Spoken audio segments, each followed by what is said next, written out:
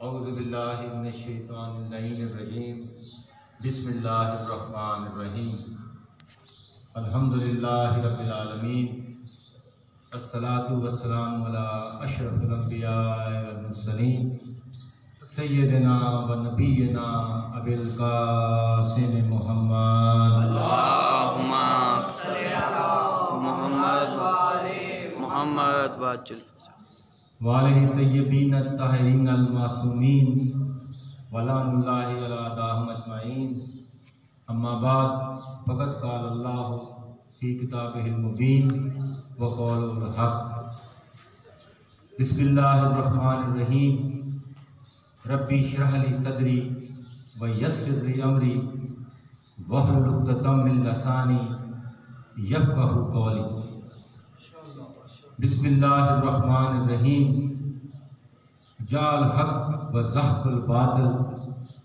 ان الباطل کان زہوقا درود پر محمد و آل محمد بلند تر سلام اللہم صلی علی محمد و آل محمد۔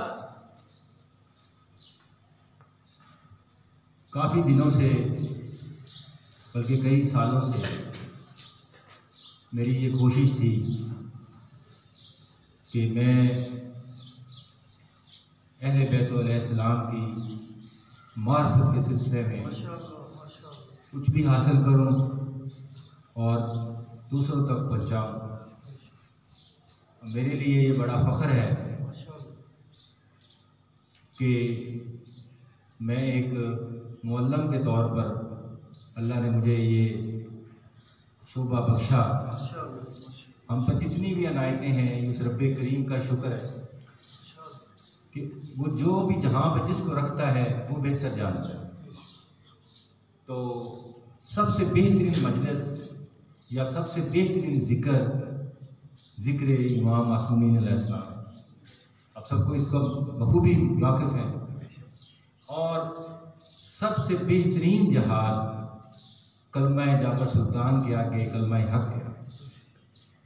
لیکن حضور نبی کریم صلی اللہ علیہ وآلہ وسلم کی حدیث پاک ہے کہ عالم کے قلم کی سیاہی جس سے وہ تحریر کرتا ہے وہ شہید کے خون سے افضل ہے۔ اور ایک طالب علم اگر علم کے مراتب طے کرتا ہے، خواہ وہ دنیاوی علم ہے یا دینی علم، وہ معرفت کے لیے نکلتا ہے، جتنے رستے وہ اپنے گھر سے قدم اٹھاتا ہے اتنے ہی حصے میں اس کی نیکیاں آتی ہیں، اور قیامت تک اس کی وہ نیکیاں لکھی جاتی ہیں جب تک وہ علم حاصل کر کے واپس نہیں آتا۔ اور اگر اس دوران وہ خدا کو پیارا ہو جائے تو وہ اللہ کے نبی فرماتے ہیں کہ وہ شہید کی موت ہے۔ تو میں جو ان کو سمجھ سکا ہوں، ان 12 ہستیوں کو میں اتنا ہی سمجھ سکا ہوں کہ میں ان کو نہیں سمجھ سکا۔ جملہ دیا نا کہ ان کو میں اتنا ہی سمجھ سکا ہوں، ان کو میں نہیں سمجھ سکا۔ لیکن قرآن مجید میں بارہا یہ ذکر کیا گیا ہے کہ تفکر کرو میری کائنات میں، تذکر کرو یعنی اس کا ذکر کرو، ٹھیک ہے، اور تدبر کرو یعنی اس کو سمجھو قرآن مجید کو، اور سمجھ کر پھر اس پر عمل کرو۔ تو پہلے تو جو امیر علیہ السلام نے، جناب علی بن ابی طالب علیہ السلام نے ہمیں حکم دیا ہے کہ جو فیصلہ ہے نا وہ عقل سے کرنا ہے، اور عقل کیسے آئے گی؟ علم کے ذریعے سے۔ تو کچھ تھوڑی سی تمہید باندھوں گا، پھر اپنے موضوع کی طرف ہم آئیں گے۔ اس لیے کہ ایک ہوتا ہے سوال کرنا، یہ آدھا علم ہے۔ مولانا نے فرمایا کہ سوال کرنا آدھا علم ہے۔ اچھا پورا علم کیا ہے؟ کبھی آدھی چیز بتاتے ہیں کہ یہ جو مجھے نہیں معلوم یہ آدھا علم ہے، اور یہ پورا علم کیا ہے؟ جناب امیر علیہ السلام پر جان قربان وہ فرماتے تھے کہ سوال کرنا پورا علم ہے۔ اللہ کے سوال جب کیا جاتا ہے تو سمجھنے والا یہ ہوتا ہے کہ اس کو کچھ نہیں آتا، یہ پوچھ رہا ہے، لیکن جو سوال کر رہا ہے اس کے پیچھے پورا علم ہے، جس کی جستجو میں اس نے سوچا کہ میں یہ سوال کروں گا اور مجھے اس کا جواب ملے گا، نہ صرف اس کو علم ملے گا بلکہ وہ علم اور پھیلے گا۔ اسی لیے جناب امیر علیہ السلام نے فرمایا کہ سوال کرنا پورا علم ہے، اور عام طور پر معاشرے میں اس کو یہ سمجھ جاتا ہے کہ اس کو اس لیے سوال کیا کہ اس کو کلاس میں سبق نہیں آتا یا یہ سمجھ نہیں سکا۔ یہ میں درود پڑھے محمد والے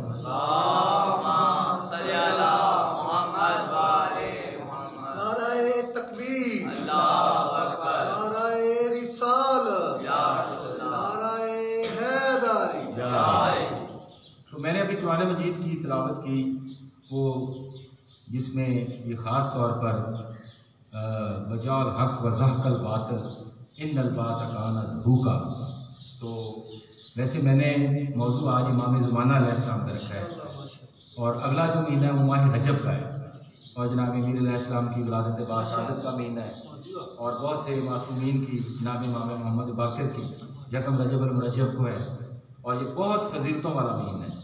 اس مہینے میں اتنی فضیلتیں ہیں کہ روزے ہیں، تو میں اگر آپ بچے سارے اس معاملے میں کوشش کریں تو میں یہ سمجھوں گا کہ ہر اتوار کو جناب امیر علیہ السلام کا موضوع رکھ لیتے ہیں، اور میں ایک موضوع دیا کروں گا، وہ آپ ادھر بلیک بورڈ پہ لکھ دیا کریں، اور بچوں میں بھی وہ سرکولیٹ کر دیا کریں، بڑوں کو بھی دیں، ٹھیک ہے؟ کیونکہ ہم نے حضرت علی علیہ السلام کی زندگی کو اور طریقے سے پیش کیا گیا، یا تو بہت بڑا پہلوان، بہادر، جنگیں کرنے والا، یعنی وہ تو بلا شبہ اس سے خوبیوں سے بھی افضل ہے، لیکن عام طور پر مجالس میں صرف وہ تذکرہ کیا جاتا ہے، اور بہت سارے ایسے علوم ہیں سرکار کے جو ابھی تک ہم سب سے پوشیدہ ہیں۔ بے شک ابھی تک آپ نے جو ہمارے بچے یا ہم سب نے جو علم حاصل کیا ہے وہ کسی کے ذریعے کیے، تو اپنے موضوع کی طرف آئیں، تو اگر میں اس کو موضوع دیا کروں گا وہ آپ سرکولیٹ کریں گے، جس میں جناب نبی علیہ السلام کی جو حکومت کا نظام حکومت تھا وہ نہیں بیان کیا جاتا کہ وہ کس طرح انہوں نے نظام حکومت کی، اور دنیا میں وہ کتنا عظیم تھا دور تھا 3.5 سال کا، یہ نہیں بیان کیا جاتا، یا حضرت علی علیہ السلام نے اپنے علوم کو کس طرح پھیلایا، آپ کے اصحاب کے ذریعے کس طرح سے معرفت کو پھیلایا، اور اپنے مذہب شیعہ کو، اپنے حق کو، علی کے پیغام کو کس طرح سے آگے پہنچایا، رسول کے پیغام کو کس طرح آگے پہنچایا۔ یہ بہت سارے موضوع ہیں تو جن کو سمیٹا تو نہیں جا سکتا، لیکن ان پہ بیان کیا جا سکتا ہے، کیونکہ یہ لامحدود ہستیاں ہیں، ان کو بیان نہیں کیا سکتا، صرف ہم ان کو سمجھ سکتے ہیں، اور وہ بھی اس حد تک جن تک ہم اس کی ہماری سوچ یا ہماری طرح۔ امام زمانہ علیہ السلام کے سلسلے میں ہماری پہلی مجلس ہے، پہلا یہاں پہ آج ہماری بیٹھک ہے، تو یہ صحیح کہا ہے محمد بھائی صاحب نے، اس کی کوشش ہے اس بچے کی، باقی سارے بھی، اور اپنی ایک کمیٹی بنائیں، مل جل کر کام کریں، ساؤنڈ کے سلسلے میں بھی آئیں، پہلے سارا انتظام کریں اور بچوں کو کہیں، ٹھیک ہے؟ اور کیونکہ آج میں مجلس کے انداز سے نہیں پڑھوں گا، آپ کو سمجھانے کی کوشش کروں گا، تو کچھ باتیں مشکل ہوں تو بعد میں سوال جواب سے کیا جا سکتا ہے۔ بہرحال ایک دفعہ درود پڑھے محمد وعلی محمد پر، اللہم صلی علی محمد وعلی محمد۔ امام زمانہ علیہ السلام کے تذکرے کے سلسلے میں آپ کا اسم گرامی وہ توریت میں بھی ہے، زبور میں بھی ہے، انجیل میں بھی، یعنی بالخصوص آپ کے نام کا ذکر آیا، اور قرآن مجید کی متعدد کتب میں، یعنی قرآن مجید کی متعدد آیات میں، ان کی تفاسیر میں، اور بہت ساری اہل سنت کی کتب میں آپ کا نام نامی اسم گرامی موجود ہے، اور جناب رسالت مآب صلی اللہ علیہ وسلم کی زبان اقدس سے بھی آپ کا ذکر مبارک ہے۔ عامہ طاہرین نے ہر ایک نے جناب امیر علیہ السلام سے لے کر 11 امام تک آپ کا بالخصوص انہوں نے اپنے خطبات میں اور تذکرہ ان کا کیا ہے، یعنی یہ نہیں کہ کسی امام نے اس کو ذکر ہی نہ کیا، اور آخری حجت کا ذکر صرف امام حسن عسکری سے ملتا ہے یا نہیں، بلکہ سبھی نے ذکر کیا ہے۔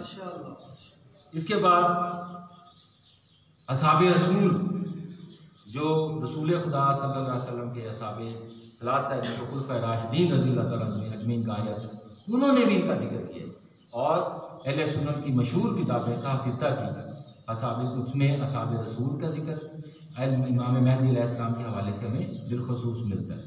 اس کے علاوہ ازدواج رسول، نبی کی جو ازدواج ہیں، امت کی مائیں ہیں، ان کا ذکر انہوں نے بھی امام مہدی کا قائم حجت کا ذکر کیا۔ تاریخ کی کتابوں بہت مشہور طبقات ابن سعد میں، تاریخ طبری میں، ٹھیک ہے، اس طرح تمام مسند احمد بن حنبل نے اور امام شافعی نے تو اس پر پوری کتاب لکھی، یعنی امام زمانہ پہ امام شافعی کی پوری کتاب ہے۔ تو یہ کوئی حجت کا ذکر اہل تشیعوں کے یہاں نہیں ہے، بلکہ ان کا امام کا ذکر تمام مفکر میں یہ متفق علیہ ہے کہ انہوں نے ظہور کرنا ہے۔ قرآن مجید میں جو آپ کا تذکرہ ہے وہ تقریباً 100 مقامات سے زائد مرتبہ ہے، 100 مقام۔ یہ بالاتفاق رائے یہ بات ہے کہ آپ کا جو ذکر ہے وہ 100 مرتبہ مختلف آیات کی صورت میں ہے۔ اچھا، بخاری شریف میں جو بہت مشہور ہے سنت کی کتاب ہے، اس میں آپ کا تذکرہ ہے جو امام بخاری کے حوالے سے کہ ایک حدیث ہے بہت مشہور، حضرت جابر بن سمرہ رضی اللہ عنہ، اور حضور فرما رہے تھے کہ میرے بعد میرے 12 امام ہوں گے۔ بخاری شریف میں یہ موجود ہے، حضرت جابر بن سمرہ سے روایت ہے کہ رسول اللہ نے فرمایا کہ میرے بعد میرے 12 امیر ہوں گے اور وہ سبھی قریش میں سے ہوں گے۔ اس کا مطلب ہے کہ نبی کے بعد 12 امام آئیں گے۔ یہ خود اہل سنت کی کتاب میں یہ حدیث پاک موجود ہے۔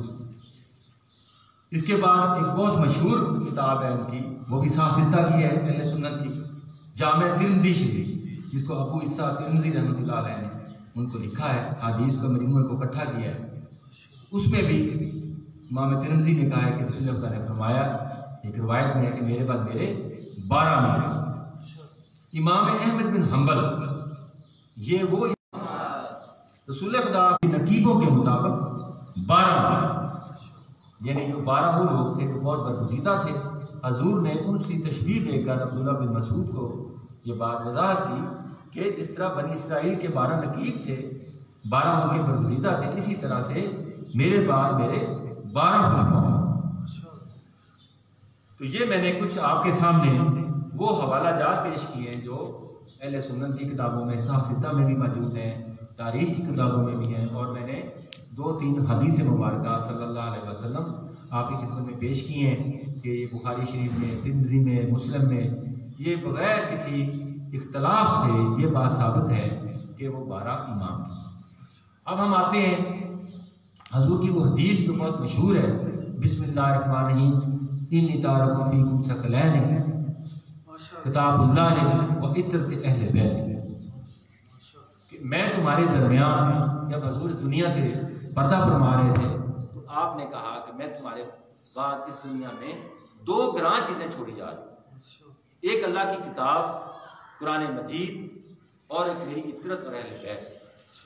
یہ دونوں ساتھ ساتھ چلیں گے، ساتھ ساتھ چلیں گے، یہاں تک کہ حوض کوثر پر کٹھے وارد ہوں گے۔ توجہ رکھیے گا، یعنی حضور فرمایا کہ میں تمہیں 2 گراں چیزیں چھوڑی جا رہا ہوں جو ایک پہ دوسرے پر بھاری۔ پہلی کیا ہے؟ قرآن حکیم، فرقان حمید، جو آنے تک، نسلوں تک، قیامت تک ہمارے لیے ہدایت کی ایک کتاب ہے۔ اور فرمایا میرے اہل بیت، یہ دونوں ساتھ ساتھ چلیں گے یہاں تک کہ حوض کوثر پر، جہاں پہ آپ کو جو جنتیوں کا اللہ کریم، وہ جو سیدہ کائنات بھی وہاں پہ تمام وہاں پہ اہل بیت اسلام ہوں گے، وہاں پر نبی اپنے ان جنتیوں کو حوض کوثر سے سیراب کریں گے۔ اور یہ متفق علیہ حدیث ہے اور یہ متعدد بار آئی ہے، یعنی ایسی حدیث جس میں اختلاف نہیں ہوتا کہ وہ تقریباً تواتر سے آئی ہو اور اس کی روایت زیادہ ہو۔ تو یہ جو حدیث میں نے آپ کی خدمت میں پیش کی ہے کہ میں تمہیں 2 گراں چیزیں چھوڑی جا رہا ہوں، ایک اللہ کی کتاب اور ایک میری اہل بیت۔ تو ان دونوں کو نہ چھوڑنا ورنہ تم ہلاک ہو جاؤ۔ ایک طرف یہ بھی تنبیہ کی اور فرمایا وضاحت کی گئی کہ یہ دونوں ساتھ ساتھ چلیں گے یہاں تک کہ حوض کوثر پر کٹھے وارد ہوں۔ تو عزیز طلباء، سامعین، سننے والوں، کیا اگر قرآن مجید موجود ہے تو اس کا مطلب ہے کوئی ایسی ہستی ہے کہ جو قیامت تک ساتھ رہے گی؟ تو یہ بہت بڑی دلیل ہے قائم الحجت کی، امام زمانہ کی، کہ جس طرح قرآن مجید ساتھ ساتھ چل رہا ہے، اسی طرح کوئی ایسا ہادی ہے جو اس دنیا میں موجود ہے کہ جو ہدایت کے لیے ہے۔ امام زمانہ بلندتر صلوات اللہم صلی علی محمد و آل محمد۔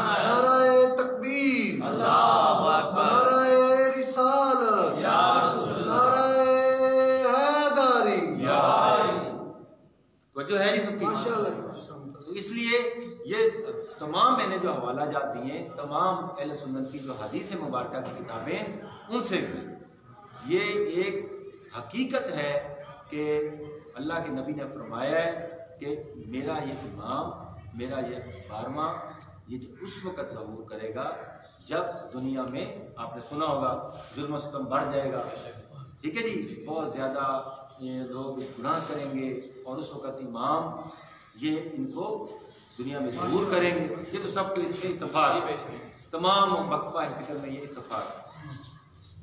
یہ میں نے آپ کو ایک تھوڑا سا پس منظر بتایا ہے. اب میں آپ کو تھوڑا سا 200 تقریباً 26 ہجری یہ امام حسن عسکری علیہ السلام کا دور حکومت. یہ دور بیٹا عباسی دور حکومت اور بنو امیہ کے مظالم ایک طرف اور بنو عباس کے مظالم اہل بیت علیہ السلام پر بہت زیادہ تھے، ان کو شمار نہیں کیا جائے. یعنی اتنے مظالم تھے کہ قبروں کے نشانوں تک کو مٹا دیا گیا. تھوڑا سا پس منظر تاکہ آپ کے ذہن میں ہو کہ وہ کیسے حالات تھے. جتنے امام دنیا میں آئے پھر غیبت میں گئے، وہ کون سے ایسے حالات تھے. تھوڑا سا 1-2 منٹ کے لیے آپ کی میں سماعتوں کو زحمت دوں گا تو جو ہے نا سب تاکہ مختصر سب آسان لفظوں میں بیان کیا. تو معتمد عباسی جو تھا وہ ظالم حکمران تھا اور 11ویں امام جناب امام حسن عسکری علیہ السلام نے لوگوں کو بتایا تھا کہ میرے جانے کے بعد میرا ایک بیٹا ہوگا جو 12واں امام ہوگا اور وہ دنیا پہ حکومت کرے گا. عباسیوں کو یہ بات بڑی ہی زیادہ ناگوار تھی. ان کی کوشش تھی کہ کسی طریقے سے اگر وہ پیدا ہو تو ہم اس کو نعوذ باللہ قتل کر دیں یا مار دیں تاکہ یہ چیز ان کے حصے میں آ نہ سکے. یہ اس کا بیک گراؤنڈ ہے. اس سلسلے میں وہ جو عسکر محلہ تھا وہ چونکہ وہاں پہ چھونی تھی وہیں امام اس کو عام طور پر لوگ اس کو سامرا کہتے ہیں نا، سامرا ہے جہاں پہ آپ کا جائے پیدائش بھی ہے اور جائے مدفن بھی ہے امام حسن عسکری علیہ السلام کا. سب کو معلوم ہے یہ جی. اور جو وہ جگہ تھی وہ چونکہ چھونی تھی اور چھونی میں وہ امام کا گھر تھا تو وہ فوجیوں کا پہرا تھا عباسیوں کا. تو اس مشکل ترین حالات میں امام حسن علیہ السلام نے اعلان اپنا جو نبی کے پیغام کو اپنے دین کے پیغام کو کس طرح پھیلایا ہوگا یہ ناقابل بیان. اور اتنی سختی کے دور میں اتنی مصیبتوں کے دور میں امام حسن عسکری علیہ السلام نے جو وہ پیغام کیا. تو آپ کے جو والد گرامی ہیں وہ امام علی نقی علیہ السلام آپ کے والد گرامی ہیں اور آپ کی جو والدہ ماجدہ ہیں ان کا نام نامی اس میں گرامی جناب نرجس خاتون. ان کا ایک لقب جو تھا وہ ملکہ یعنی ملکہ. یہ کیوں لقب تھا ان کا؟ یہ اتنی بلند پایا عظمت والی تھی کہ ان کو بڑے مقامات حاصل تھے. یہ بیٹی تھی شہنشاہ روم یعنی ان کی دختر تھی اور ادھر سے ایک امام کی بہو بھی ہے ایک امام کی زوجہ بھی ہے. 2 رشتے ہوئے. تو ادھر سے ہستیوں کی بھی ملکہ اور ادھر سے بادشاہ کی ملکہ. اس لیے ان کو ملکہ کا خطاب کیا گیا کہ یہ دونوں طرف سے اپنے سسرال کی طرف سے اور اپنے جو اپنا خامد کی طرف سے بھی امام کی طرف سے بھی دونوں طرف سے آپ کو اس لیے آپ کو لقب جو تھا آپ کو ملکہ کا لقب بھی دیا جاتا. جناب نرجس خاتون اچھا آپ کی پیدائش کے متعلق پیدائش جو تھی آپ کی جب ہوئی تو آپ کی پیدائش کو عام طور پر مثل عیسیٰ کی مانند کہا گیا. آپ نے کم سنا ہوگا وہ جو سورہ کی تلاوت کی تھی نا امام نے وہ سورہ القدر بسم اللہ الرحمن انا انزلناہ فی لیلۃ القدر لیلۃ القدر خیر من الف شہر تنزل الملائکۃ والروح فیہا باذن ربہم من کل امر سلام ہی حتی مطلع الفجر. یعنی کہ یہ مثل عیسیٰ کی مانند ہے کہ جس طرح سے عیسیٰ نے گہوارے میں گفتگو کی اسی طرح سے آخری امام حجت نے جناب نرجس خاتون کے گود میں یہ گفتگو کی. اللہم صلی علی محمد و آل محمد. اور ویسے بہت مشہور ایک آیت ہے جس میں آپ کا جو لقب ہے بقیت اللہ ہے، قرآن مجید میں کچھ آیات مبارکہ میں آپ کی خدمت میں پیش کرتا ہوں۔ اس کے علاوہ بھی جو سورہ قدر آپ نے تلاوت کی، اور جب پیدا ہوئے امام تو آپ کے بازو میں جو بازو تھا اس کے اوپر تحریر تھا۔ یہ جو میں نے قرآن مجید کی تلاوت شروع میں کی تھی، بسم اللہ الرحمن الرحیم، وجاء الحق وزهق الباطل ان الباطل کان زہوقا، یہ امام کے دائیں بازو کے اوپر تحریر تھی۔ یہ دنیا میں اتنا بڑا معجزہ آج تک نہیں۔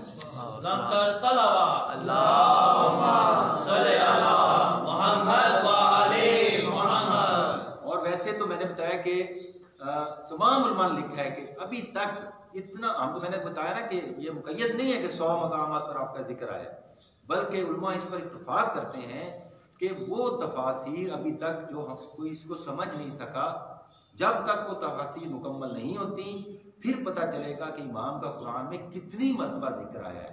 یعنی یہ ابھی تک راز ہے، جب تک اس پر تفاسیر لکھنے والے تفسیر کر رہے ہیں تب تک امام کے ناموں کی تعداد بڑھتی جائے گی کہ امام کا اس آیت میں بھی ذکر آیا ہے، امام کا اس آیت میں بھی ذکر آیا ہے۔ لیکن جو میں نے بتایا نا کہ 100 مرتبہ، اور اہل سنت کی کتابوں میں 119 مرتبہ اس امام کا ذکر آیا ہے، لیکن 100 مرتبہ میں مقید نہیں کر رہا ہوں کہ صرف آپ سمجھیں بھی 100 مرتبہ ذکر آیا ہے۔ یہ تو ابھی تک چونکہ تفاسیر اتنی ہوئی ہیں کہ وہ ان کو ڈھونڈ سکے ہیں کہ 100 مرتبہ آیا ہے، ورنہ ابھی تک اس کا احاطہ نہیں کیا جا سکتا۔ ذہن و ادراک میں یہ بات نہیں آتی کہ کتنی دفعہ آئے گا، لیکن علماء نے اس کو قرآن کو ابھی تک جو 2021 تک جو کھنگالا ہے، پرکھا ہے، اس میں وہ 100 مقامات سمجھ سکیں۔ اب پوچھ سکیں کہ اتنی آیات مبارکہ قرآن مجید کی تو کتنا ابھی ان کا ذکر ابھی ان میں چھپا ہوا ہے۔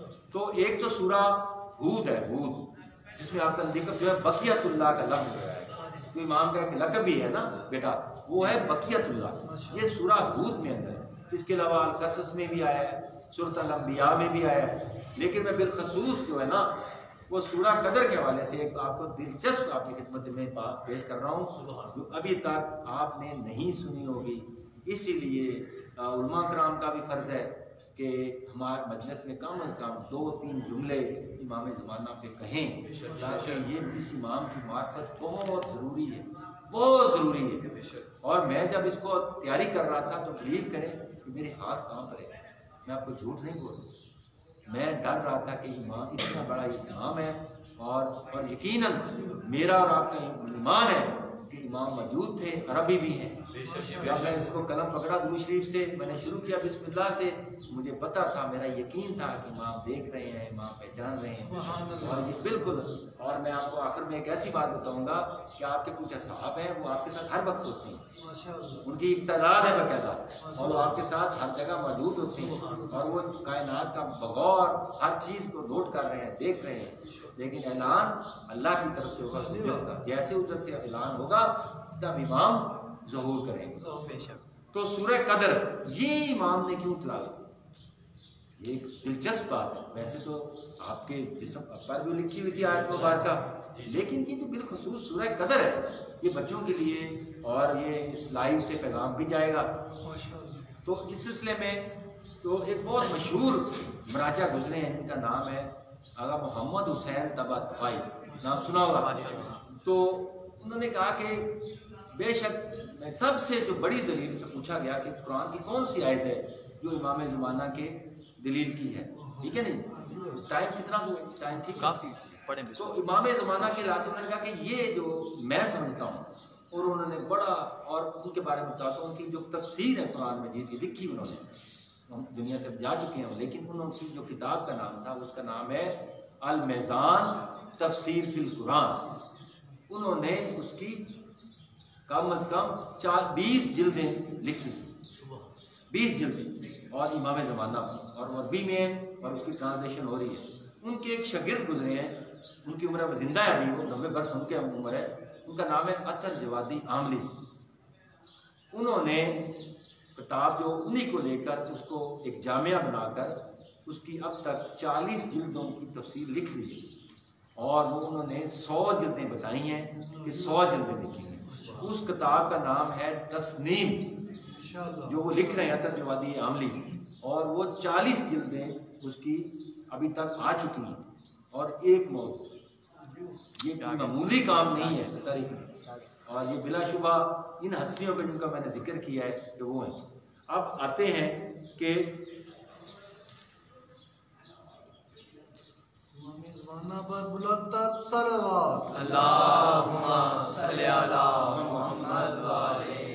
کہ یہ جو سورہ قدر میں نا یہ کیوں کہا گیا، یہ آیت مبارکہ کیوں آغا محمد حسین طباطبائی رحمۃ اللہ علیہ نے یہ بالخصوص کو ذکر کیا، خود امام نے اس کی تلاوت کی، اور جبکہ اس کی ایک وجہ نزول جناب سیدہ کائنات کے حوالے سے بھی ہے لیلۃ القدر، لیکن خاص طور پر یہ ہے امام نے فرمایا ہے کہ اس میں جو ایک آیت مبارکہ ہے کہ تنزل الملائکۃ والروح فیہا بإذن ربہم من کل امر سلام حی حتی مطلع، تنزل یعنی فرشتے اتر رہے ہیں۔ اچھا آپ فرمائے کب اترتے ہیں؟ یہ ہر شب قدر کو، جتنی بھی ماہ رمضان مبارک کی شب قدر آئیں گی تو فرشتے اترتے ہیں۔ اگلا لفظ ہے تنزل الملائکۃ، یعنی اترتے تھے نہیں، یعنی صیغہ حاضر کا ہے، اترتے ہیں، اترتے رہیں گے، ایسے آئیں گے اور وہ اترتے رہیں گے۔ میں روح کے ساتھ، کس پر؟ تنزل الملائکۃ والروح بإذن ربہم من کل امر، ہر اس امر کے ساتھ۔ تو سن رہے توجہ سے، اب اس میں جو اگر لکھا کہ یہ اس لیے امام نے تلاوت کی کہ چونکہ یہ فرشتے جو ہیں یہ جب اترتے ہیں تو کسی امر کے ساتھ اترتے ہیں، تو فرشتے کیا ہمارے اور آپ کے اوپر تو نہیں اترتے؟ تو کوئی ایسی ہستی ہے جو جس کے ساتھ وہ فرشتے اترتے ہیں اور اس کو تسلیمات اور درود و سلام اس پر بھیجتے ہیں۔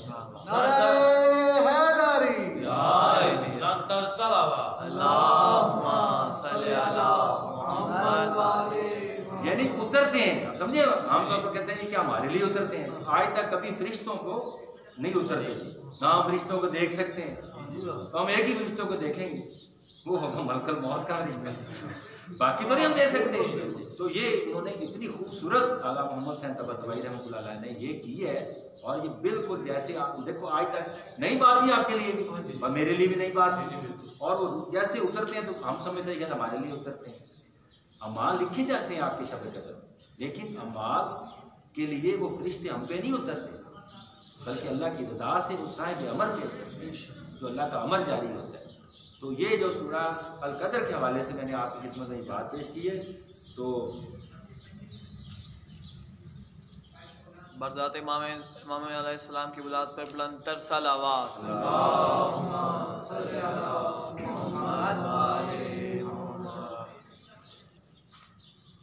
اب اس طرح سے ہم یہ کہہ سکتے ہیں، یعنی پہلے وہ فرشتے کس پہ اترتے رہے؟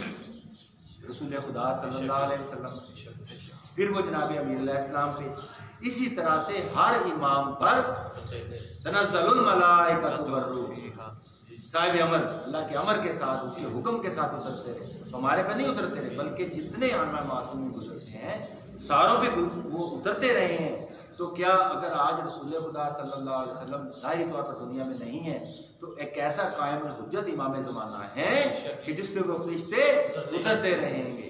اور ایک بہت بڑی دلیل کے طور پر میں نے اس کو آپ کو وضاحت کے ساتھ بیان کیا، امید آپ کے ذہن میں بھی رہے گی اور آپ آگے بھی بیان کر سکتے ہیں۔ بلندر صلوات اللہم صلی علی محمد و آل محمد۔ اچھا، امام زمانہ کی جو بارے میں اب میں بتاتا ہوں کہ آپ کو جو لوگ تھے آپ کہتے ہیں کہ ان کی تعداد کتنی ہوگی جو اس وقت آپ کے ساتھ آپ کی حمایت میں نکلیں گے، تو تاریخ کی کتابوں میں ان کی تعداد 313 بتائی کہ جو صاحب ایمان امام زمانے سے سوال کیا کہ مولا وہ کس طرح کے لوگ، یعنی جیسے ہم میں نماز روزہ کرتے ہیں، حج زکات ہیں، آپ نے فرمایا کہ ان کا معیار اتنا بلند ہے کہ 2 شخصیات کے نام لیے، نبی اللہ نے فرمایا کہ کم از کم 2 ایسی شخصیات ہوں کہ ان کے مطابق ان کا ایمان ہونا چاہیے، ایک جناب سلمان فارسی رضی اللہ عنہ اور ایک جناب ابو ذر، یعنی ایمان کی اس کامل حالت میں ہوں جہاں پہ سلمان اور ابو ذر تھے، اس طرح کے 313 ہوں گے۔ اللہم صلی علی محمد و آل محمد۔ یعنی آج اس طرح نے کس نے سوال کیے ہیں یا 20 عمرے کیے ہیں، یا بہت خوشبو، لیکن اس کا معیار اتنا بلند ہو کہ جتنا جناب سلمان کا تھا اور جناب ابو ذر کا تھا۔ اور سلمان کا اتنا بڑا مقام تھا فرمایا کہ سلمان من اہل البیت تھا، سلمان کو رسول خدا نے فرمایا کہ یہ میری اہل بیت نہیں۔ اور جناب ابو ذر کے بارے میں مشہور و معروف حدیث ہے کہ اللہ نے کوئی ایسی زمین نہیں بنائی اور اللہ نے کوئی ایسا آسمان نہیں بنایا جس میں میرے ابو ذر غفاری رضی اللہ عنہ سے سچا صحابی دنیا میں ہو۔ تو یہ معمولی شخصیات نہیں ہے۔ تو جو ان کے ساتھ انہوں نے ایمان کا یا کامل مومن کا ایک کیٹیگری بنائی ہے کہ وہ ہے۔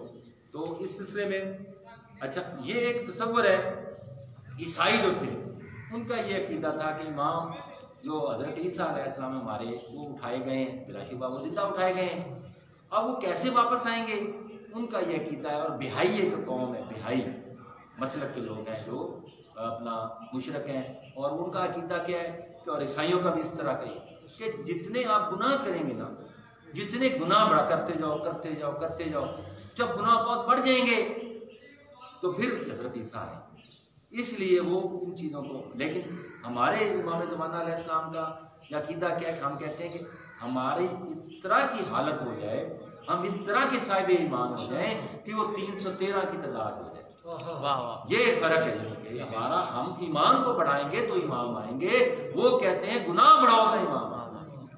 یعنی کہ یہ کس طریقے سے آپ کو میں نے تقابل کیا، یعنی کہ عیسائی اور بہائی کہتے ہیں کہ گناہ بڑھاتے جاؤ، امام فرماتے ہیں کہ ایمان کو بڑھاؤ، کامل ایمان کا اور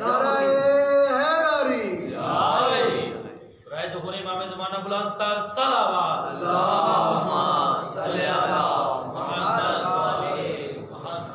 یعنی کہ حالانکہ خود آپ نے فرمایا امام زمانہ نے، اور مشہور قول ہے کہ جب آخری زمانہ ہوگا، جب امام کے حجت کا آخری زمانہ ہوگا، جب یعنی کہ دنیا میں بہت برائیاں ہو جائیں گی، بہت ظلم و ستم بڑھ جائے گا تو امام ظہور کریں گے، لیکن اس میں یہ نہیں ہے کہ صاحب ایمان لوگ ہی نہیں ہوں گے۔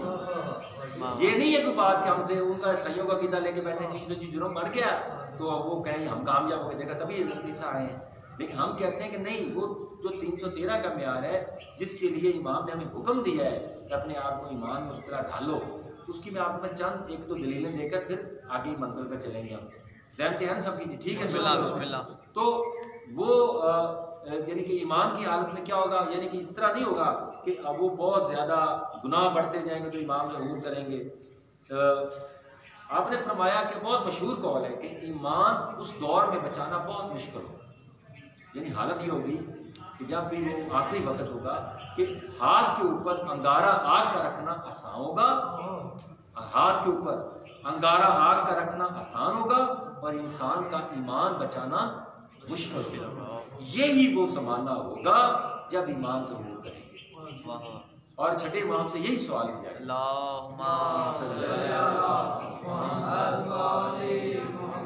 چھٹے امام سے یہی سوال کیا گیا کہ مولا وہ کس طرح کے لوگ ہوں گے، کس طرح سے ہم صاحب ایمان؟ فرمایا کہ ان کو 3 درجے پہ چھانا جائے گا۔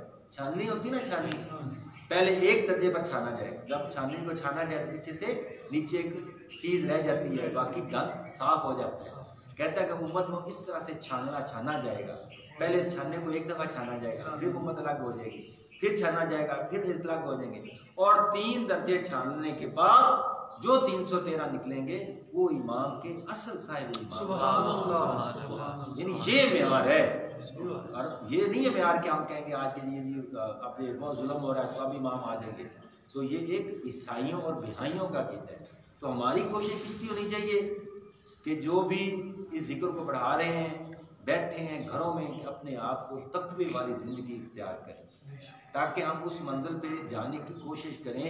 جو بندہ اس منزل پر جانے کی کوشش کرے گا، امام زمانہ اس کا نام بھی لکھیں گے، اس کے لیے دعا بھی کریں گے، اور وہ کہیں گے اس نے کوشش کی۔ اسی کوشش کے نتیجے میں ہم اور آج بیٹھے ہوئے ہیں، اور اس اجر کو میں بھی سمیٹ رہا ہوں اور آپ بھی سمیٹ رہے ہیں۔ اللہ کریم ہمیں اس اجر میں اس کو بڑھانے کی توفیق دے اور ہمیں ایمان کی منزلیں طے کرنے کی توفیق دے۔ ہم بے شک جناب ابو ذر سلمان فارسی کی قوم کی جوتی کی خاک کے برابر ہیں، لیکن ہمیں حکم دیا گیا ہے کہ وہ ہے نشانی، اس کے لیے کوشش کرنی چاہیے۔ یہ جو آج مولا پہ ہمارے پہ تکلیفیں ہیں نا، ہمارے اعمال اس قسم کے ہیں۔ ہم آج 313 کیوں نہیں ہو سکتے؟ کیا ہمارے علی کے ماننے والوں کی تعداد کتنی ہے؟ کتنے جلوس نکلتے ہیں؟ تو پھر 313 نہیں ہے، یہ ہمیں ماننا پڑے گا۔ تو پھر اس لیے اس کی محنت کرنی ہے، میں نے بھی، آپ نے بھی، اور سب نے بھی، کہ وہ رسول کا طریقہ جو ائمہ معصومین علیہ السلام کا طریقہ زندگی اسلام پہ چلنے کا ہے، گناہوں سے دور رہنے کا، وہ ہم اختیار کریں، اور تاکہ امام کے ساتھیوں میں ہمارا بھی شمار ہو۔ اگر ہماری زندگی اتنی ہے ہی نہیں، لیکن جب ہم دنیا سے جائیں تو ہم اس عقیدے سے جائیں، کہ اس نیت سے جائیں کہ امام جو ہے وہ ہم نے ان کے اس انتظار میں ان کی ہم نے محنت کی ہے، اور یاد رکھیں اللہ رب العزت خداوند کریم کسی کی محنت کو رائگاں جانے نہیں دیتا۔ قرآن کی مشہور آیت ہے وَمَن يَعْمَلْ مِثْقَالَ ذَرَّةٍ خَيْرًا يَرَهُ وَمَن يَعْمَلْ مِثْقَالَ ذَرَّةٍ شَرًّا يَرَهُ۔ ہر ایک کو چھوٹی سے چھوٹی نیکی کا بھی اجر دیا جائے گا، اور ہر ایک کو اس کی چھوٹی سے چھوٹی برائی کا بھی اس کا اجر نہ لکھا جائے گا۔ تو یہ کوئی درود پڑھے محمد والے اللہم صلی علی محمد۔ تو 313 کی تعداد بتائی۔ اب اگر ہم دیکھیں کہ جب واقعہ کربلا ہوا ہے، واقعہ کربلا ہوا ہے، اب اس کو ایک مختصر ایک جملہ دے کے میں اگلی بات آپ کی خدمت میں پیش کروں گا کہ امام علی مقام امام حسین علیہ السلام نے جب حل من ناصر یا رسول کی دعا کی تھا، استغاثہ کیا تھا، تو آپ کے ساتھ کتنے لوگ ہیں؟ 72۔ یعنی آپ اس سے اندازہ لگا سکتے ہیں کہ جس طرح کے وہ 72 تھے اسی طرح کے 313۔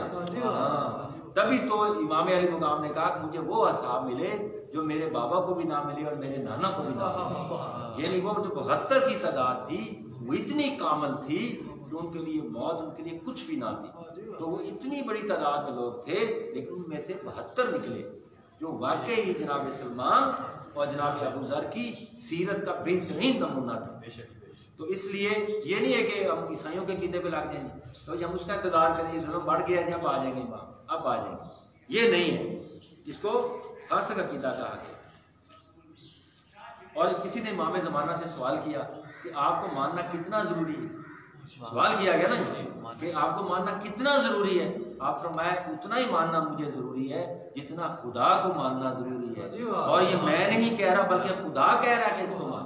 نعرہ تکبیر، اللہ اکبر، نعرہ رسالت، نعرہ حیدری، بلندتر صلوات۔ اللہم صلی علی محمد و آل محمد۔ اچھا، امام کے ظہور کے بارے میں آپ سوال کرتے ہیں امام کب آئیں گے، کیسے ہیں؟ اس سلسلے میں میں آپ کی خدمت میں پیش کرتا ہوں کہ امام کے ظہور میں کوئی نہیں جانتا، کوئی نہیں جانتا وہ کب آئیں گے۔ اگر کوئی شخص یہ کہے کہ امام کل آ جائیں گے تو امام نے فرمایا کوئی شخص جھوٹا ہے۔ اگر کوئی یہ کہے کہ امام 100 سال بعد آ جائیں گے تو کہا کہ یہ شخص جھوٹا ہے۔ تو اس کے لیے کوئی تعین وقت نہیں۔ اچھا، تعین کیوں نہیں کیا گیا؟ سوال جس کو میں نے شروع میں کہا تھا سوال کرنا ایک پورا علم ہے، اور یہ کہنا مجھے نہیں علم یہ آدھا علم ہے۔ تو وہ جو یہ کہا گیا کہ اس کا تعین کیوں نہیں کیا گیا، یعنی امام تعین کر رہے ہیں، اس کے مضمرات کیا ہونے تھے، اس کے یعنی کہ خطرات کیا ہونے تھے۔ مثلا مجھے پتہ چلتا کہ امام نے 2025 میں ظہور کرنا ہے تو میں توبہ کر لوں، چلو جی اب تو پچھلا کام جو بھی ہوا کون سمیٹ لو کام۔ یا مجھے یہ پتہ چلتا ہے امام نے جی 50 سال بعد آنا ہے، چلو جی 50 سال بعد آنا ہے جو ان مرضی کا ہے۔ بات سمجھے؟ اسی تعین کو ختم کرنے کے لیے کہ لوگ تقوی والی زندگی اختیار کریں، اللہ نے ان کے ظہور کا زمانہ کسی کو نہیں بتایا بلکہ نشانیاں بتائی۔ سمجھ آئی بیٹا؟ نہیں یعنی کہ ان کے ظہور کا زمانہ کوئی کہے گا کہ جی فلاں آ گیا جی ایسا زمانہ آ گیا، یہ خدا بہتر جانتا ہے یا اس کا حبیب بہتر جانتا ہے یا معصوم بہتر جانتے ہیں، لیکن انہوں نے بھی نہیں بتایا اپنے کہ امام نے اس وقت۔ لیکن نشانیاں جناب مولا علی علیہ السلام سے نشانیاں ہیں، رسول خدا نے نشانیاں بتائیں، نشانیاں ابھی بھی کچھ ظاہر ہو رہی ہیں، اب ہوتی رہیں گی، اور یہ کب ہونا ہے یہ اس کا کوئی تعین نہیں کیا جا سکتا۔ اچھا، امام کی پہچان، ہم جیسے ظہور ہوگا وہ کیسے پہچان ہوگا، یہ ایک بڑا سوال کرتے ہیں لوگ، دوسرے مکاتب فکر کے کرتے ہیں۔ تو اسے فرمایا، آپ نے فرمایا کہ پہلا ان کا جو ظہور کی علامت ہوگی وہ ان کا پہلی پہچان ان کا علم ہو۔ دنیا کے کسی ملک میں باشندے رہتے ہوں، خواہ وہ لاطینی بولتے ہوں، خواہ وہ اطالوی بولتے ہوں، خواہ وہ انگریزی بولتے ہوں، خواہ وہ ہند کو بولتے ہوں، خواہ وہ پنجابی بولتے ہوں، خواہ وہ اردو بولتے ہوں، خواہ وہ انگلش بولتے ہوں، یا سنسکرت، دنیا کی جتنی زبانیں ہیں، مولا جیسے ظہور کرے کہ وہ زبان میں جو آدمی جو بولے گا مولا اس کو اسی زبان میں اس کا جواب دے گا۔ یہ پہلی ان کی خوبی ہوگی، پہچان، یہ کسی اور شخص میں نہیں ہوگی۔ باقی پتہ ہے کعبہ کے اندر ایسے وہ طواف کے دوران ان کا ظہور ہوگا اور لوگ ان سے سوال کریں گے، لیکن ان کو ان کی زبان میں جواب دیا کہ مولانا نے فرمایا کہ پہلی ان کی یہ جو نشانی ہے وہ یہ نشانی ہوگی جو سب سے بڑی نشانی ہے۔ اچھا دوسری کہ آپ نے فرمایا کہ امام جو ہے نا وہ دعا مانگے۔ دوسری جو جیسے انہوں نے لوگ آج بھی لوگ کئی کہتے ہیں فلانا پیر ہے، فلانا بڑا عالم ہے، وہ دعا کرتا ہے، لیکن نہیں پوری ہوتی، نہیں نہ ہوتی پوری۔ آپ کہتے ہیں دعا، لیکن جیسے ہی لوگ امام زمان سے کہیں گے دعا کے لیے تو امام زمان جیسے دعا کریں گے دعا رد اللہ ان کی نہیں کرے گا۔ فوری بارش مانگیں گے بارش آئے گی، کسی کے لیے عذاب مانگیں گے عذاب آئے گا، حکومت مانگیں گے حکومت آ جائے گی، یعنی جس طرح سے آواز دیں گے آپ کی مدد اور نصرت آئے گی اور آپ کی دعا رد نہیں ہے۔ پہلا علم ہر زبان میں، دوسرا آپ کی دعا کا، تیسرا جو ہے میں آپ کے خدمت میں پیش کرنا ہے تو آپ اٹھتے ہیں۔ جیسے ایک مشہور واقعہ ہے کہ یہ کب سے شروع ہوا، اس کی میں آپ بچوں کو میں عام طور پر میری کوشش ہے کہ اپنی علمی معرفت بھی بڑھاؤں اور جس کو دینا ان کو بھی ایک نئی بات بتائی جائے، نہ کہ ایک پرانے طریقوں سے ان کو ذکر کیا جائے۔ تو یہ اللہ کا کرم ہے، بی بی سعیدہ کا کرم ہے، عطا بھی ہوتی ہیں دوران بات گفتگو، تو اگر نیت نیک ہو سننے والوں کی اور سنانے والوں کی تو اللہ رب العزت ضرور مدد فرماتے ہیں۔ تو جیسے ہم امام کا نام آئے تو ہم پڑھتے ہیں، جیسے زیارت پڑھتے ہیں ہر نماز کے بعد، تو ہم جیسے آخری حجت کا نام آتا ہے تو ہم کیا ہوتے ہیں کھڑے ہوتے ہیں، تعظیماً کھڑے ہوتے ہیں۔ تو یہ کہاں سے شروع ہو، یہ اس کی پوری تاریخ ہے، تو ہے جو دلچسپ لگ رہا ہے۔ تو 8ویں امام سے یہ روایت شروع، امام علی رضا علیہ السلام کے دور سے یہ روایت شروع ہوئی ہے کہ ہارون عباس نے، ہارون الرشید نے امام کو ولی عہد کا عہدہ دیا۔ مشہور واقعہ ہے کہ انہوں نے رشتہ داری کی اور وہ انہوں نے اپنے تخت پر بلایا۔ جیسے تخت پر امام آئے 8ویں امام، تو امام نے انہوں نے کہا کہ آپ کے لیے تخت ہے تو آپ یہاں پہ بیٹھیں۔ تو جیسے تخت پہ آپ بیٹھو تو آپ نے کہا میں وہاں نہیں بیٹھوں گا کہ یہ تخت جو ہے اس میں مجھے ظلم و ستم کی بو آ رہی، تو میرے لیے الگ ممبر لگوایا جائے، ہم ممبر پہ بیٹھنے والے ہیں، تو امام کے لیے الگ ممبر بنائے۔ اچھا ہارون الرشید نے اپنے بیٹے کا نام مہدی رکھا، تو میں آپ کو بتاتا ہوں ہمیں ایک حکم دیا گیا ہے کہ امام کا نام نہیں لینا جی، آپ کو پتہ ہے بچوں کو جی، کیونکہ یہ مطلب کہ تعظیم کے خلاف بات، میں نے ابھی تک اپنی گفتگو میں امام کا نام نہیں لیا، صرف ایک آپ کی روایت پیش کروں گا رسول خدا کے والے انہوں نے نام لیا ہے، لیکن ہمیں کہا گیا کہ کیا قائم الحجت کہیں، ٹھیک ہے، یا اجل شریف کہیں اور یا امام زمان کہیں، یہی ہے نا بیٹا، نام نہیں لینا، نام تعظیماً نہیں دیا جاتا۔ اتنی بڑی وقار شخصیت، اتنی بڑی برگزیدہ شخصیت، تو اس نے ہارون جو رشید تھا اس نے اپنے بیٹے کا نام مہدی رکھا۔ اس لیے ہمارے علماء فرماتے ہیں کہ جب اس کے بیٹے کا نام لو نا تو مہدی نہیں کہنا بلکہ کہنا ہے مہدی عباسی، مہدی عباسی۔ تو وہ جان بوجھ کرنا، اس کو پتہ تھا کہ یہ امام زمان کی بات کر رہے ہیں امام رضا علیہ السلام، اور وہ جیسے ہی وہ کہتا مہدی آؤ مہدی آؤ، اپنے بیٹے کو بلاتا تھا امام کو سنانے کے لیے، کیونکہ اس نے نام بھی رکھا تھا اس طرح سے کہ یہ ہمارا بھی 12واں ہے، اس نے یہ خباثت کی، لیکن امام تھے وقت کے، ان کو کون اس طرح کا دھوکہ میں رکھ سکتا ہے۔ امام جیسے ہی وہ مہدی کا نام امام کی جگہ سے کھڑے ہوتے اور تعظیماً کہتے ہیں اجل اللہ شریف اجل اللہ، ایسے نام کرائے تھے یا قائم الحجت، تعظیماً کھڑے ہوتے۔ وہ بڑا حیران ہوا، اس نے کہا کہ میں تیرے بیٹے کے لیے نہیں کھڑا ہوں، تم نے نام بولا ہے مہدی کا، میں اپنے اس 12ویں امام کی آمد کے لیے کھڑا ہوتا ہوں۔ سبحان اللہ، سبحان۔ تو یہ جو ہم تعظیماً کھڑے ہوتے ہیں یہ 8ویں امام کی وہ سنت سے ہی کھڑے ہوتے ہیں، جو ہم کھڑے ہوتے ہیں، یہ تاریخی میں نے آپ کو اس کے بارے میں بتائی۔ درود پڑھیں محمد والے میں، اللہم صلی علی محمد والے محمد، بارے دیگر صلوات، اللہم صلی علی محمد والے۔ جیسے میں نے بتایا کہ امام کی آمد کی 119 مقامات، اہل سنت کی کتابوں میں 119 مقامات، اور یہ اتنے بڑے امام ہیں کہ ان کی آمد کی اطلاع سب سے پہلے جن کو اپنی دعاؤں میں یاد کیا، جن کا ذکر کیا، وہ جناب سیدہ کائنات جناب فاطمہ سلام اللہ علیہ کی شخصیت ہے کہ جنہوں نے اپنی دعاؤں میں امام زمانہ کو یاد کیا۔ اور خود جناب رسالت مآب صلی اللہ علیہ وسلم نے ان کا ذکر بالخصوص کیا، اور اصحاب نے سوال کیا کہ یا رسول اللہ وہ کس طرح کے ہوں گے؟ فرمایا کہ وہ ان کا نام میرے نام پہ ہوگا، سرکار نے فرمایا ان کا نام میرے نام پہ ہوگا، وہ شکل میں، اخلاق میں، کردار میں مجھ محمد جیسا ہوگا۔ اگر تم نے مجھ کو دیکھنا ہے تو میرے اس بیٹے کو دیکھنا، اگر تم اس کو دیکھو تو سمجھو مجھے دیکھنا ہے، اگر مجھے دیکھو تو سمجھو اس کو دیکھنا۔ تو اتنی بڑی فضیلت ان کی جو ہے کہ ان کے حوالے سے اللہم صلی علی محمد وآل محمد۔ بس 5-10 منٹ اور جی۔ اب ان کے حوالے سے کہ امام کے جب ظہور یا ان کے پچھلی دفعہ مجھے ایک سوال کیا گیا تھا کہ آپ کی غیبت کبریٰ کیا ہے اور غیبت صغریٰ کے بارے میں عام طور پر یہ سوال کیا جاتا ہے، تو محمد بخش صاحب نے اس میں مجھے بتایا بھی تھا، اس کی میں آج تھوڑی سی وضاحت آپ کی خدمت میں پیش کرنا چاہتا ہوں۔ ایک دفعہ بار دیگر صلوات۔ اللہم صلی علی محمد وآل محمد۔ آپ کے جو والد کی شہادت ہے یہ 260 ہجری، امام حسن عسکری علیہ السلام 260 ہجری، اور چوتھے نائب جو امام کے نائب ان کی 329 ہجری میں وفات۔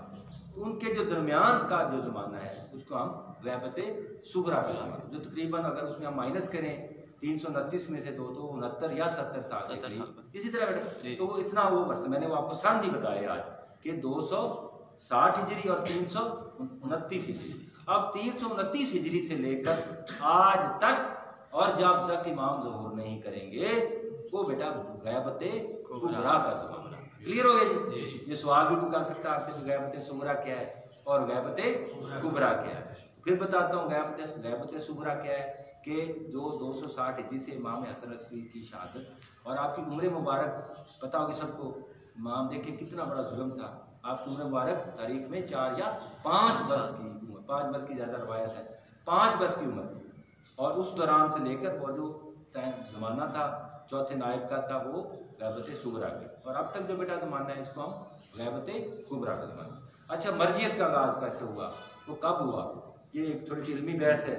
روایت میں جب امام ہوں گے تو آپ کی جب ظہور کریں گے نا، ظہور امام کریں گے تو آپ کی عمر مبارک 40 سال۔ کسی نے سوال کیا جی کہ یہ اہل تشیع کہتے ہیں جی امام آ چکے ہیں تو پھر وہ تو ان کی عمر بڑی ہو جانی چاہیے۔ ایک سوال ہے کہ جی امام تو یہ کہتے ہیں جی اتنی غیبت کبریٰ ہے اور امام جو ہے وہ 40 سال کے ہی ہوں تو یہ بڑھ نہیں ہو گئے، کتنے 100 سال کا ہونا چاہیے، تو یہ جی نعوذ باللہ عشق نے ڈھونگ بچایا۔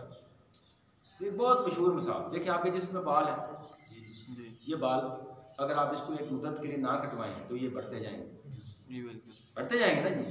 اور انسان کے جو بچپن میں اور جسم ہوتا ہے، جوانی میں اور ہوتا ہے، بڑھاپے میں اور ہوتا ہے، تو بالشبہ انسان کے جسم میں تبدیلی آتی ہے، بڑھاپا آتا ہے۔ ہم انسانوں کے لیے کیا ہمارے میں بھی ایسی کوئی چیز ہے جو تبدیلی نہیں ہوتی؟ یعنی آپ کے بال کس حد تک بڑھیں گے؟ اتنے بڑھ جائیں گے اور تو نہیں بڑھیں گے، اس کی ایک لمٹ ہوگی، لیکن اس کے باوجود آپ کے جسم میں کچھ ایسی چیزیں ہیں، بال بڑھ رہے ہیں، عمر بڑھ رہی ہے، وہ چیزیں نہیں بڑھ رہی۔ ہمارے جسم کے ناخن کس حد تک نہیں بڑھتی، ہماری آنکھوں کی یہ پلکیں، یہ آئی برو نہیں بڑھتی، یہ پلکیں نہیں بڑھتی۔ کبھی دیکھا کسی کی پلکیں بالوں کے بڑھنے کے ساتھ اتنی آگئی ہوں؟ کبھی کسی نے دیکھا ہے کہ مونچھیں جتنی بھی بڑھا لیں ذرا ذرا اتنی ہو جائے گی، داڑھی ذرا ذرا اتنی ہو جائے گی، جو ہے اس کی عمر 80 سال ہے۔ جو اللہ کریم ایک عام انسان میں اس کے جسم کے خد و خال میں بعض چیزوں کو بڑھا رہا ہے، بعض کو کم کر رہا ہے، اس اللہ رب العزت کے لیے نہیں ہے کہ آخری قائم کو جب ظہور کریں تو اس کی عمر 40 سال نہ ہو۔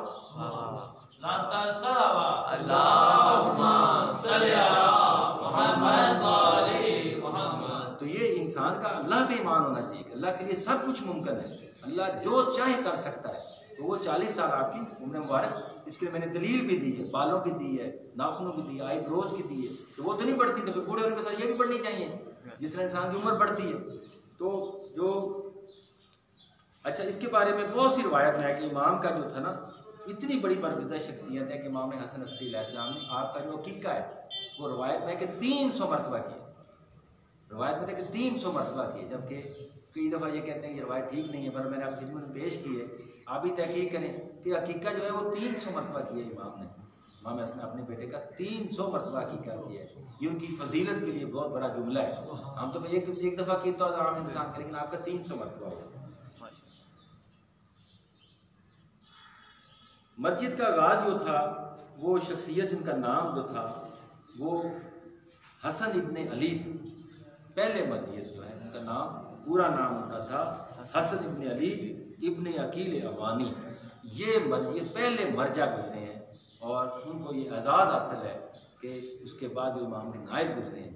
اور آخری بات کہ ایک ایسی ہستی دنیا میں تھی جن کا نام حضرت علامہ آیت اللہ شیخ مفید رحمۃ اللہ، یہ وہ بلند تر شخصیت ہیں کہ جن کو آخری حجت نے 3 خط تحریر کی، 3 خط، اور وہ 3 خط امام نے خود لکھے۔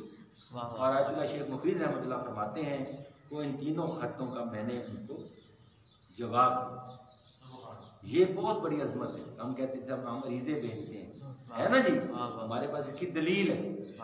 ہم سمجھتے ہیں کہ دنیا میں ایک ہستی ہے جو اللہ نے جس طرح سے، میں نے ایک حدیث پاک آپ کی خدمت میں پیش کی کہ میرے اہل بیت اور میری قرآن مجید اور میری اہل بیت یہ ساتھ ساتھ رہیں گے اور خدا را ان کو کبھی نہ چھوڑنا ورنہ تم ہلاک ہو جاؤ گے۔ اسی طرح سے آخری حجت بھی موجود رہیں گے اور رہنمائی اور ہدایت کے لیے۔ تو یہ شیخ مفید رحمۃ اللہ علیہ کی شخصیت تھی۔ اور اسی طرح سے جناب امیر علیہ السلام کا یہ ایک بہت بڑی، جو میں نے کافی کتابوں میں دیکھا، روایات میں، تقریباً مجھے یہ 15-20 دن لگے کیونکہ میرے لیے پہلا موضوع تھا اور میں پہلی دفعہ ہی امام پہ تھوڑی سی جسارت کر رہا ہوں اور امام کے حضور میں ملتمس ہوں کہ ہمارے سے کوئی کمی کوتاہی ہوئی ہو تو امام زمانہ اللہ رب العزت سے ہمیں معاف کرے۔ ہماری ایک چھوٹی سی کوشش ہے، اس میں اپنے آپ کو ٹھیک کرنے کی کوشش ہے۔ اصل میں سب سے پہلے جو بندہ تبلیغ کرتا ہے اس کو پہلے اس کو اپنے پہ اثر ہونا چاہتا ہے، پھر ہی اس کا فائدہ ہوتا ہے کہ اگلے پہ بات پہنچتی ہے، کیونکہ انسان زندگی عمل سے بنتی ہے، جنت بھی جہنم بھی، جو خاکی اپنی فطرت میں نہ نوری ہے نہ تو پہلی چیز ہے عمل، جس کا امام نے ہمیں حکم دیا ہے۔ تو جناب امیر صاحب نے فرمایا کہ ان کی ایک پہچان جو رہ گئی تھی، وہ میں نے ابھی دیکھا ہے کہ وہ آپ نے فرمایا تھا کہ جو قمیض زیب تن کریں گے وہ قمیض حضرت ابراہیم علیہ السلام کی، فرمایا کہ ان کی پہچان ہوگی کہ وہ انبیاء کے لباس میں آئیں گے، اور جو قمیض وہ حضرت ابراہیم کی ہوگی، جو آپ نے نالین، جو آپ کے جوتے مبارک آپ نے پہنے ہوں گے، وہ حضرت شیش علیہ السلام۔ تو اب آخری جملے یہ ہیں بیٹا کہ ہم نے اب کرنا کیا ہے، یہ ہمیں امام زمانہ کیا کرتے ہیں کہ ہمارا عملی طور پر ہمیں کیا کرنا چاہیے۔ دیکھیں نا، آپ گھر میں بیٹھے ہیں، آپ نے، آپ کے والدین، آپ کے بھائی کہتے ہیں آج مہمان ہیں، تو آپ سے کیا کریں گے؟ سب سے پہلے گھر کو صاف کریں گے، گھر کو صاف کر کے اس کے سارے ڈرائنگ روم کو، ڈائننگ روم کو صاف کر کے چیزوں کو ایک ترتیب سے لگانا شروع کر دیں گے۔ اور آپ کی والدہ محترمہ، آپ کے والد، آپ کے بھائی کہیں گے چلو بھی کپڑے تیار کریں، لوگوں مہمانوں کے سامنے گندے کپڑے پہن کے نہیں آنا، ٹھیک ہے نا جی؟